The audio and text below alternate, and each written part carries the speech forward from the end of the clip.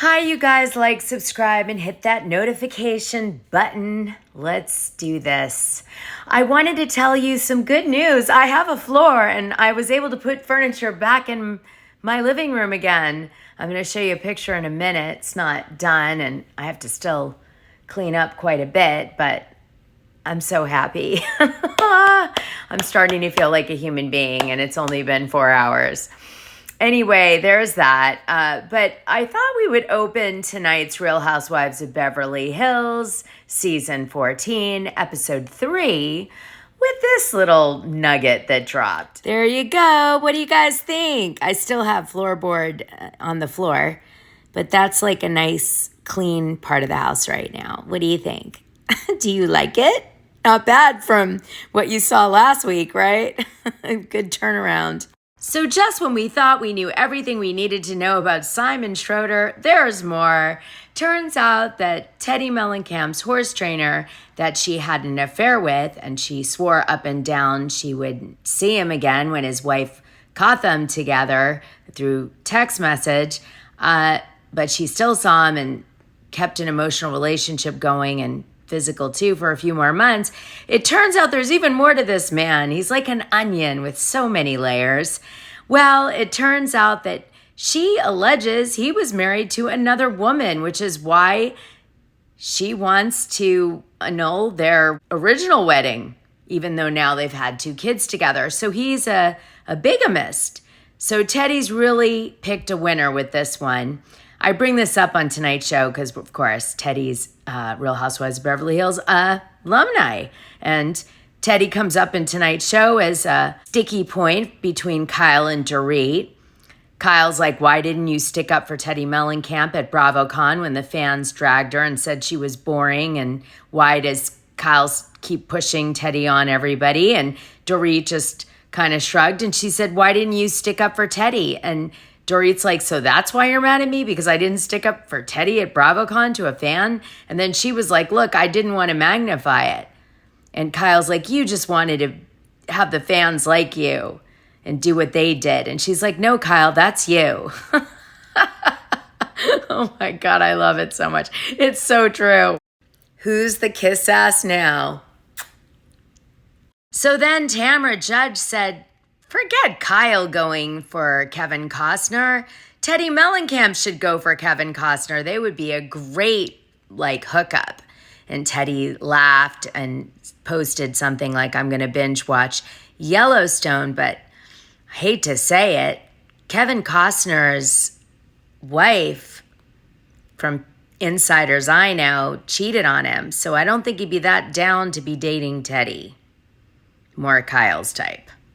So on tonight's show, Kathy Hilton has the girls do a relay race. And one of the fun little tidbits that came out of the after show was that Kathy Hilton offered the winner 3 nights, I think, at the Beverly Hills Hotel, which would be like $5,000. Well, Beauvais and Garcelle won it, but never got their gift from Kathy. That's unusual. So I'm pretty sure Dorit is sponsored in some way by Chanel. She only wears Chanel ever on the show for the last few years, and she says their name every 5 seconds, literally. Oh, by the way, I forgot to mention that Tom's trial has been postponed till December 20th, 2024, and he'll be sentenced on that day. In tonight's episode, Erika Jane Girardi has a confessional where she says that Tom Girardi threatened her in such a bad way she could never repeat it. It was that bad, like she doesn't even want to utter the words. Who knows, he might have threatened to kill her or something. I wouldn't put it past him. In the after show, Kyle Richards calls Dorit just another problem.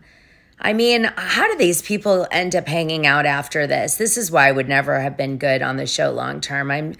I would be too annoyed by people talking smack like that about me. I don't like that. We also find out that Garcelle Beauvais has dated Sean Penn, Will Smith, and Eddie Murphy. What a strange group. Also very different, those 3. So Garcelle Beauvais is Haitian, and she helps Haiti charities. And it turns out that Sean Penn shares that passion with her. He used to have a charity to help Haiti with Diana Jenkins. And I guess Garcelle Beauvais is also involved in this same charity. But it's so unusual given the fact that Diana Jenkins and Garcelle Beauvais didn't get along at all. It never came up on the show. And I mean, how did Sean Penn keep the two of them separate? They're close to him, right? It's just weird. And wow, that's going to get people talking, I think. Both Diana Jenkins and Garcelle Beauvais are champions for drawing attention to women trafficking and also, are into protecting Haiti. Too bad they didn't bond on that front when they were on the show, and instead Diana Jenkins allegedly sent bots after Garcelle Beauvais' son. Odd.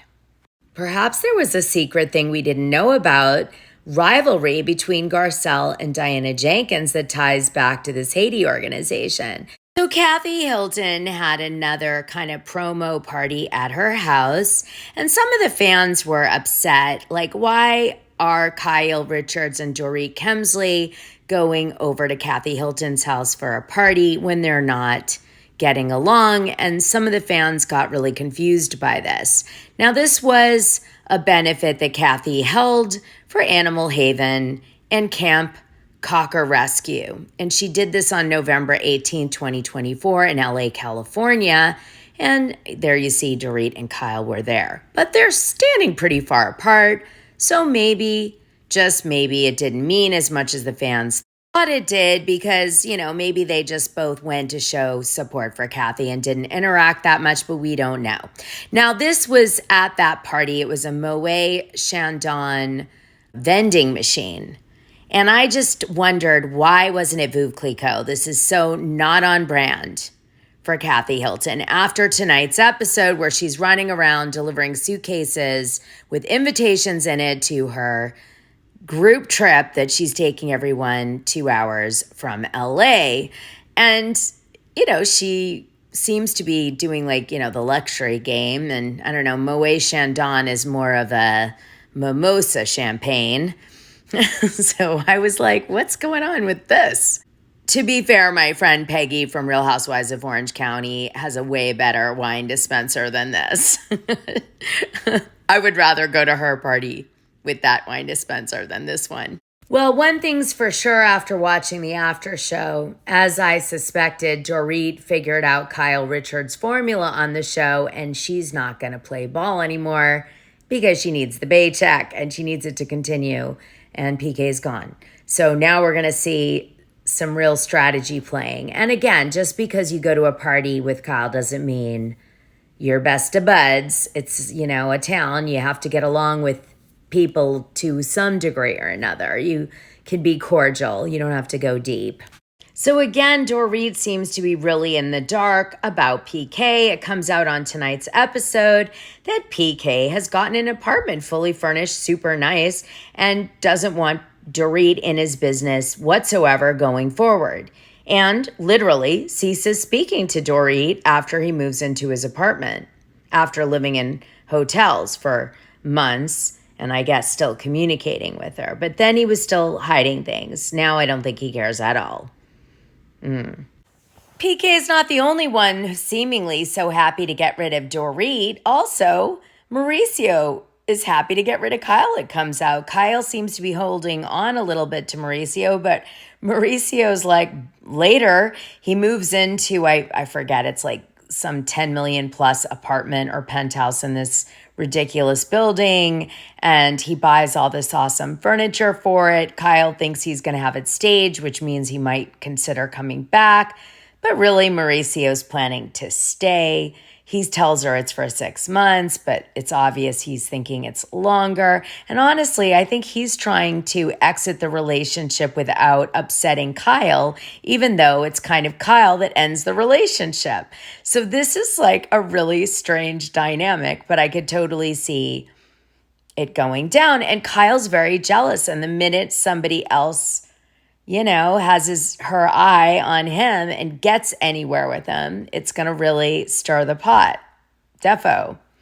But the apartment sounds like something Mauricio is thrilled about. And I could tell from the way he was interacting with Kyle, He just really is disconnected from the show, from her. He doesn't care anymore. He's just playing along to help out for the empire. What's interesting is Mauricio hasn't invited Kyle over at all. So, I mean, he's just like, later, you're somebody else's shit now. You ever get the feeling Kyle's high maintenance and maybe Mauricio's kind of looking for a little chill out time? Now, it comes out later that Mauricio's, of course, invited Kyle several times since the show, where he hadn't. But she just hasn't gone. Now, unfortunately, at this moment, I have to break it to you guys. This is bullshit because Mauricio bought his place. He never rented it, and it was never temporary. So that's just TV show stuff. So we open up, and Garcelle Beauvais with her gorgeous son, Jade, and he's becoming a model, and she gets him this really cool photographer, and they're doing very avant-garde photographs, and it's really neat to see. And that's a Garcelle moment. And then we see these montages of the different women and little cute moments or whatever. I'm not a big fan of this new feel of the show. It's very Netflixy and it doesn't come off as reality to me at all. It's like, it reminds me of an 80s movie when like they need to pass the time. And so like, we see like her getting ready for her date and there's like music playing and the lipstick's going and she's blow drying her hair and then she's looking at dresses, and then finally we see her on the date. That's what it's like. I hate it. So we find out that Beau's house is in Hancock Park, which is a nice area, but it's definitely less expensive than Beverly Hills. But it's a much cooler area. A lot of my talent friends lived in that area. We also see this very cliche scene where Kathy Hilton is getting ready to take the women on her group trip. She gets these monogrammed suitcases for the women, and in them she puts like promotional items, energy drinks, monogram towel, other stuff, and she's taking them to a resort. And the women are going to play some fun games and have a picnic and, just hang out. Kathy drives around all of LA dropping these suitcases off with her assistant, and there's like a bunch of silliness that's typical Kathy happening as she drops the suitcases off, and we see each woman's reaction to this strange invitation, because it's actually the invitation, which is weird. We see Kyle Richards also showing Mauricio the changes she made to the house. He's super supportive. She kind of hates that he is, and we move on. Then Kyle is obsessed with Mauricio's towels and his sheets, and why doesn't he have enough? And like, she needs to get him more. And he's like, what the fuck are you talking about? I could give a shit about any of this. Thank goodness we're divorced. That's what he's thinking. We have nothing in common anymore. Wow. No, that's terrible, but it kind of felt that way. Then we see the producers really trying to make Kathy Hilton's strange lamp hat happen. And they make fun of it here and they make fun of it there. And the women are trying it on and they all have different jokes about the hat and just the hat. Kind of like the sunglasses, but I don't know if it worked as well. So the women start drinking early, the champagne, and they finally get to the resort around, 1 o'clock, and they're doing different activities. And I guess they shot a scene resort, so there's a Tom Cruise lookalike, who I think I've seen do stuff with Paris Hilton before. So maybe Kathy arranged that and not the producers. And it's really beautiful rooms, very like coastal chic. And then, the women get more gifts. Like they get a little beach basket with more initials and cool stuff. I mean, really nice. Like they must have got like $500 of stuff. So good for Kathy. And also Kathy's girl assistant is in sponsorship. So I think that's why she was on the show. Yeah. And she also had a butler. Didn't know people still had butlers. Kathy's also really into this old Rolls Royce, but like I didn't get why. It was just really antiquated. And if you've ever driven a Rolls Royce, it's not a car you want to drive. It's a car you ride in. It's too big. It's like driving a boat. So we hear lots of different drama, but most of it is Dorit being really upset that PK has moved into this really fancy apartment with furnishing, and She feels like he didn't talk to her at all about it, and probably, my gut, is overspending quite a bit on the rent. And Dorit's kind of like, hey, wait a minute. And then she also feels like the kids aren't being considered in his place at all. I told you guys that I was worried about that with PK. I think as time goes on and he breaks further and further away, he'll never not take care of his kids, but I don't think he's going to be all about the kids like Dorit thought he was going to be. So this kind of goes on, and there's contests, and I told you about that already, the kind of highlights of that.